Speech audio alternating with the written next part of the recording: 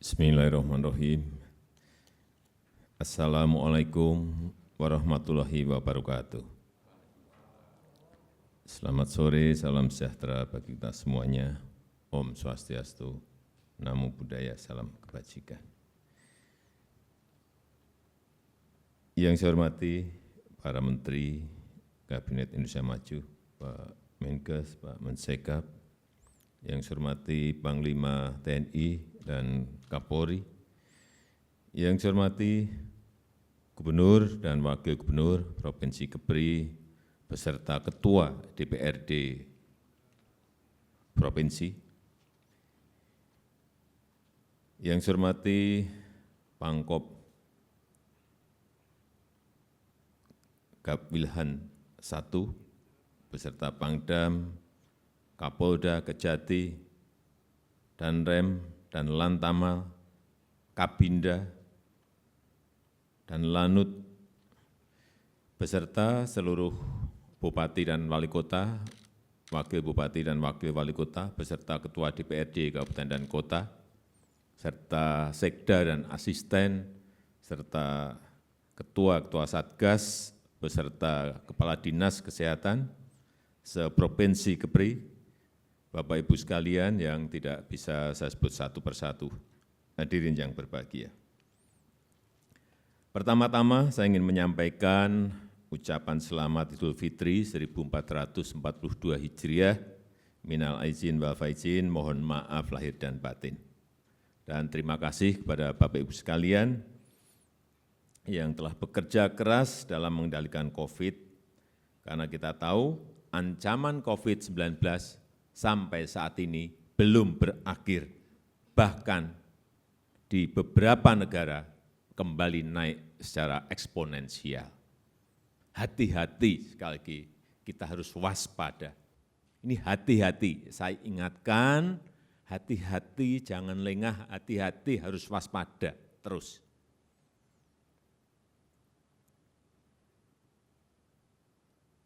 Jangan lengah, jangan menunggu chaos, baru kita bertindak, sudah terlambat. Hati-hati. Oleh sebab itu, kenapa saya datang ke Provinsi Kepri? Untuk mengingatkan, agar kita semuanya hati-hati. Karena secara nasional, kasus aktif kita, puncak kasus aktif kita itu di awal Februari. Januari akhir sudah mulai naik, yaitu di angka 176.000 di awal Februari, 5 Februari itu 176.000. Tetapi karena kita belajar dari negara lain, saat itu Perdana Menteri dan Menteri Kesehatan sama. Saya tanya, kenapa India bisa turun?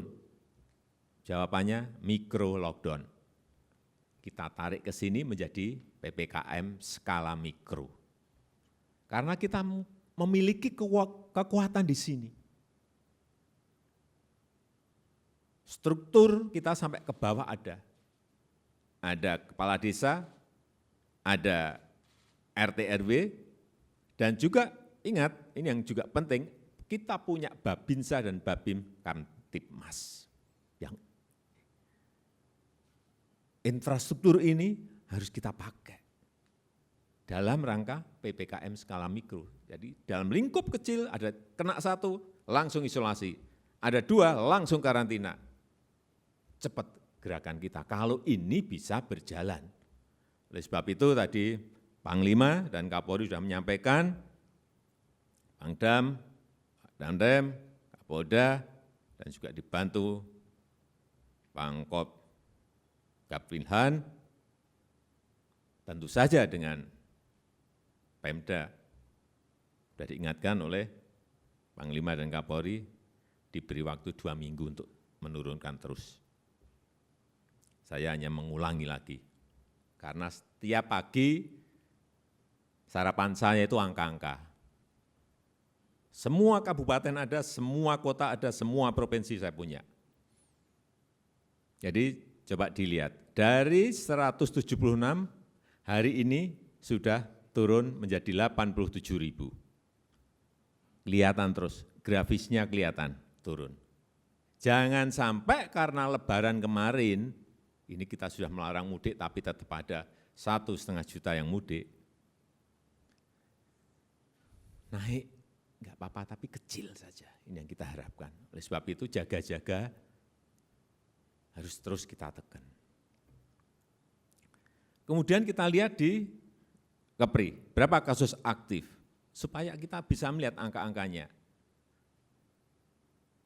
Agustus tahun lalu masih 362, kemudian masuk ke Oktober sudah melompat menjadi 1.240.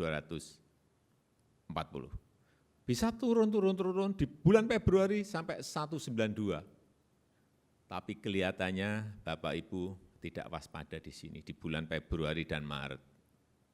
Ada kelengahan di situ. Harusnya itu langsung diinjek terus sampai ke bawah.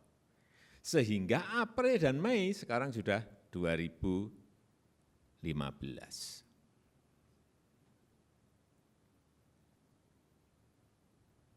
Hati-hati, kasus aktifnya di angka yang lumayan tinggi 14,72.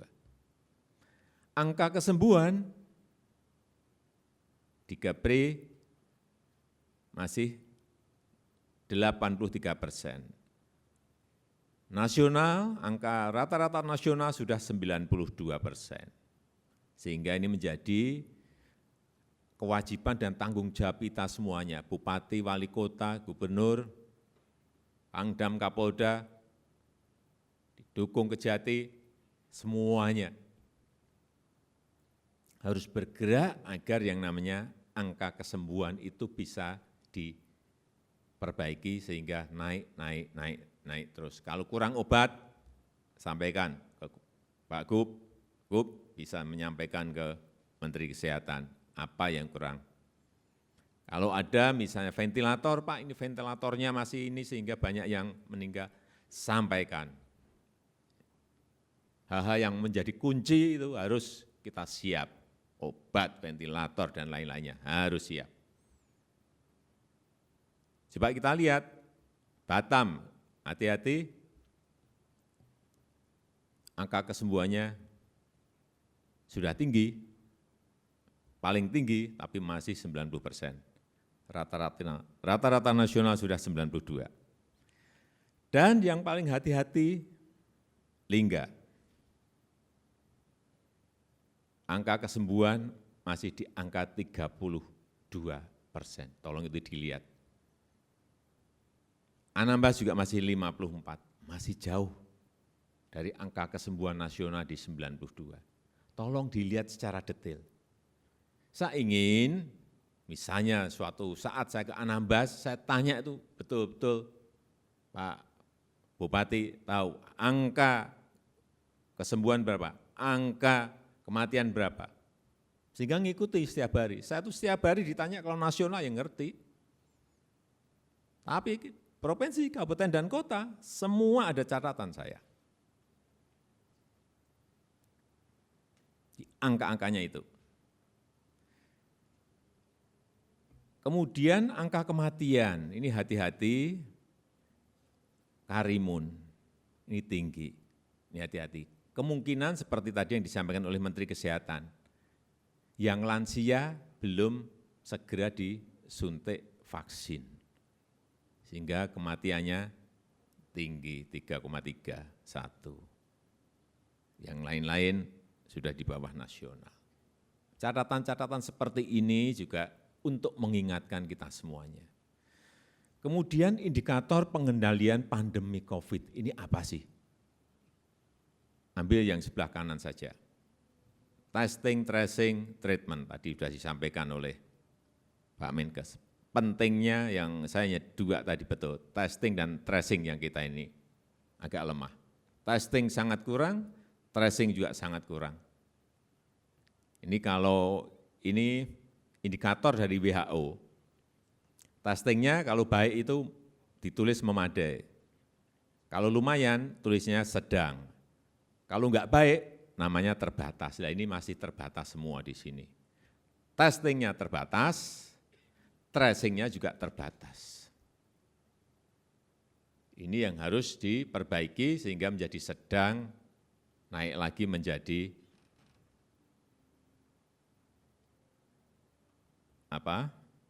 memadai.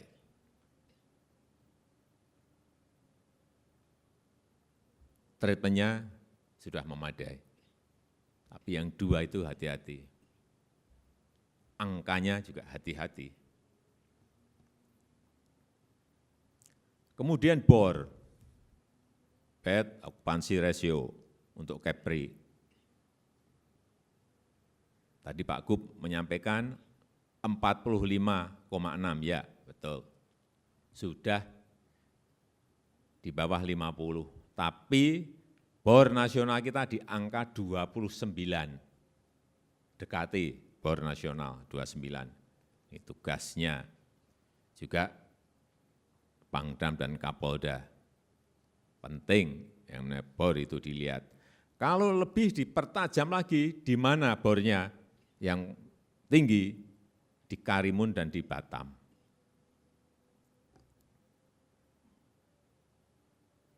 Karimun 64, Batam 65, hati-hati ini, hati-hati.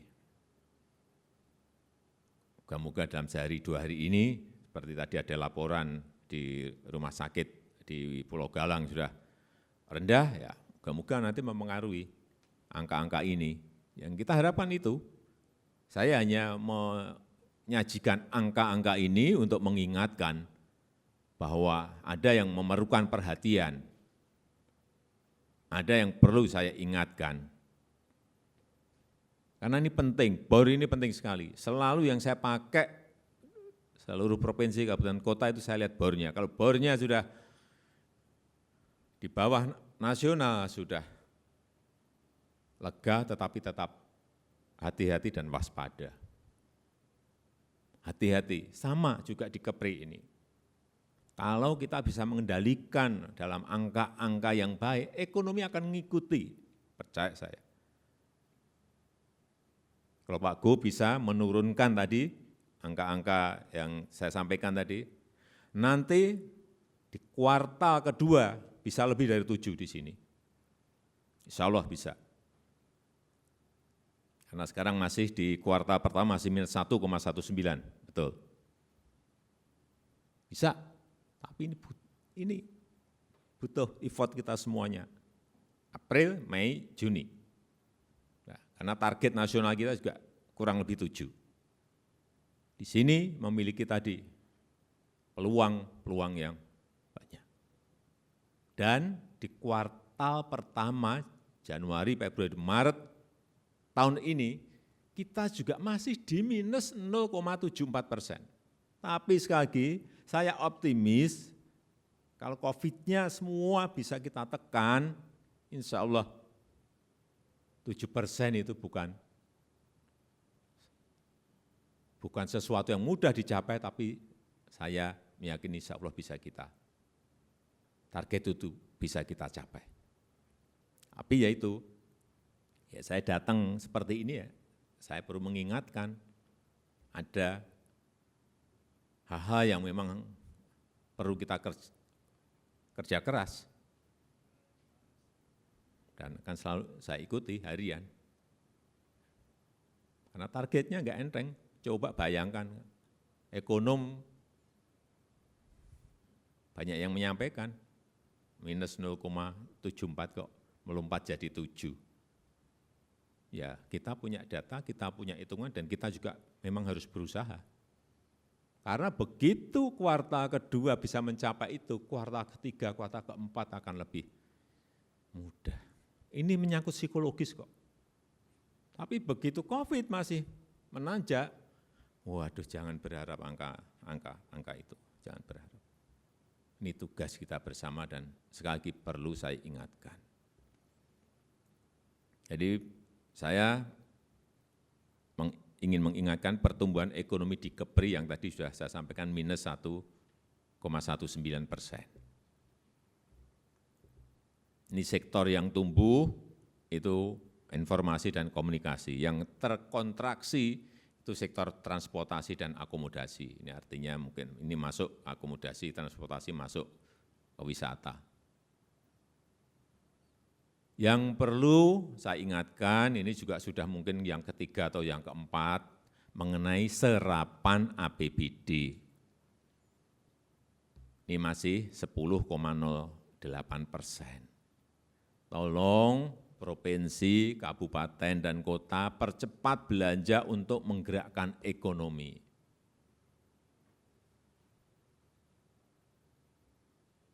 Karena kemarin sudah saya sampaikan secara nasional, seluruh provinsi, kabupaten, dan kota, itu yang gede baru belanja aparatur 65%. Tetapi belanja modal, belanja pembangunan itu baru 5%. Ya ini sebetulnya serapan APBD di Kepri dibandingkan yang lain juga sedikit lebih baik, tapi angka 10% itu tetap masih sangat rendah sekali. Sehingga pertumbuhan ekonomi per kabupaten dan kota nampak masih seperti ini. Masih minus.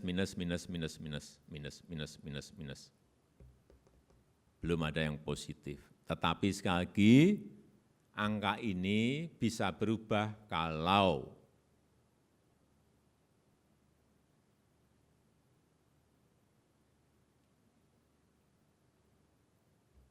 bor rendah, angka kesembuhan tinggi, kasus aktif rendah, bisa ditekan, kuncinya ada di situ.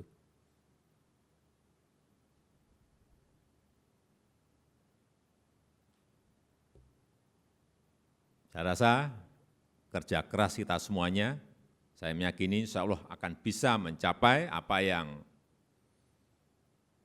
sudah tadi kita targetkan, tetapi memang kuncinya Pangdam, Kapolda, Gubernur, Pemda, kerja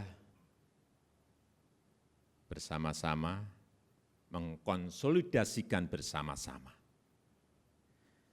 Saya rasa itu yang bisa saya sampaikan pada kesempatan yang baik ini. Dari Jakarta ke Tanjung Pinang, pesawat terbang di atas angin. Semua ingin pandemi hilang, pakai masker dan juga suntik vaksin. Terima kasih. Wassalamualaikum warahmatullahi wabarakatuh.